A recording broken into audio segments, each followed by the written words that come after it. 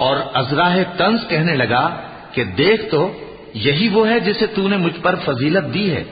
اگر تو مجھ کو قیامت کے دن تک کی مہلت دے تو میں تھوڑے سے شخصوں کے سوا اس کی تمام اولاد کی جڑ کاٹتا رہوں گا۔ اللہ نے فرمایا یہاں سے چلا جا، جو شخص ان میں سے تیری پیروی کرے گا تو تم سب کی جزا جہنم ہے اور وہ پوری سزا ہے، اور ان میں سے جس کو بہکا سکے اپنی آواز سے بہکاتا رہے، اور ان پر اپنے سواروں اور پیادوں کو چڑھا کر لاتا رہے، اور ان کے مال اور اولاد میں شریک ہوتا رہے، اور ان سے وعدہ کرتا رہے، اور شیطان جو وعدے ان سے کرتا ہے سب دھوکہ ہے۔ جو میرے مخلص بندے ہیں ان پر تیرا کچھ زور نہیں، اور اے پیغمبر تمہارا پروردگار کارساز کافی ہے۔ تمہارا پروردگار وہ ہے جو تمہارے لیے سمندر میں کشتیاں چلاتا ہے تاکہ تم اس کے فضل سے روزی تلاش کرو، بے شک وہ تم پر مہربان ہے۔ اور جب تم کو سمندر میں تکلیف پہنچتی ہے یعنی ڈوبنے کا خوف ہوتا ہے تو جن کو تم پکارا کرتے ہو سب اس پروردگار کے سوا گم ہو جاتی ہیں۔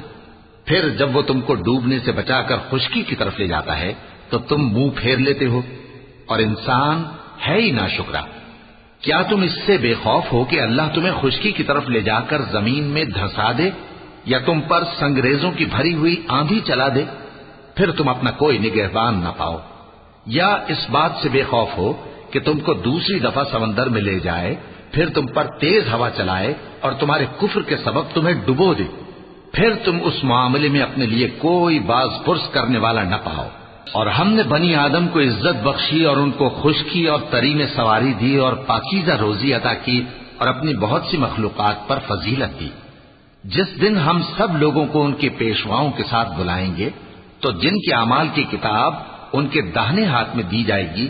وہ اپنی کتاب کو خوش ہو کر پڑھیں گے، اور ان پر دھاگے برابر بھی ظلم نہ ہوگا۔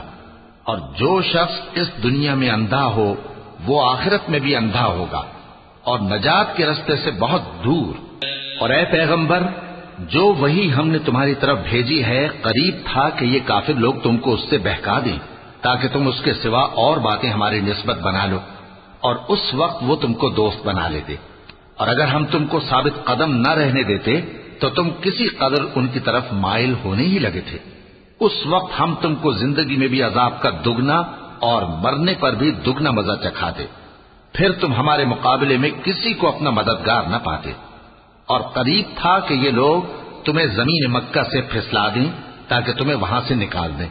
اور اس وقت تمہارے بعد یہ بھی نہ رہتے مگر کم۔ جو پیغمبر ہم نے تم سے پہلے بھیجے تھے ان کا اور ان کے بارے میں ہمارا یہی طریق رہا ہے، اور تم ہمارے طریق میں تغیر و تبدل نہ پاؤ گے۔ اے محمد صلی اللہ علیہ وآلہ وسلم سورج کے ڈھلنے سے رات کے اندھیرے تک ظہر، عصر، مغرب، عشاء کی نمازیں اور صبح کو قرآن پڑھا کرو، کیونکہ صبح کے وقت قرآن کا پڑھنا فرشتوں کی حاضری کا موقع ہوتا ہے۔ اور بعض حصہ شب میں بیدار ہوا کرو اور تہجد کی نماز پڑھا کرو، یہ شب خیزی تمہارے لیے ایک اضافی عمل ہے۔ امید ہے کہ اللہ تم کو مقام محمود پر فائز فرمائے۔ اور کہو کہ اے پروردگار مجھے مدینے میں اچھی طرح داخل کیجو اور مکے سے اچھی طرح نکالیو، اور اپنے ہاں سے زور و قوت کو میرا مددگار بنائیو، اور کہہ دو کہ حق آ گیا اور باطل نابود ہو گیا، بے شک باطل نابود ہونے والا ہے۔ اور ہم قرآن میں وہ چیز نازل کرتے ہیں جو مومنوں کے لیے شفا اور رحمت ہے، اور ظالموں کے حق میں تو اس سے نقصان ہی بڑھتا ہے۔ اور جب ہم انسان کو نعمت بخشتے ہیں تو روح گرداں ہو جاتا ہے اور پہلو پھیر لیتا ہے، اور جب اسے سختی پہنچتی ہے تو نا امید ہو جاتا ہے۔ کہہ دو کہ ہر شخص اپنے طریق کے مطابق عمل کرتا ہے،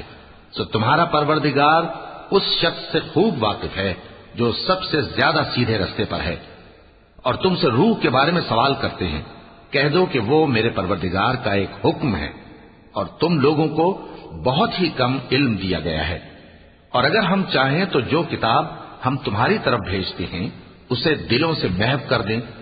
پھر تم اس کے لیے ہمارے مقابلے میں کسی کو مددگار نہ پاؤ، مگر اس کا قائم رہنا تمہارے پروردگار کی رحمت ہے، کچھ شک نہیں کہ تم پر اس کا بڑا فضل ہے۔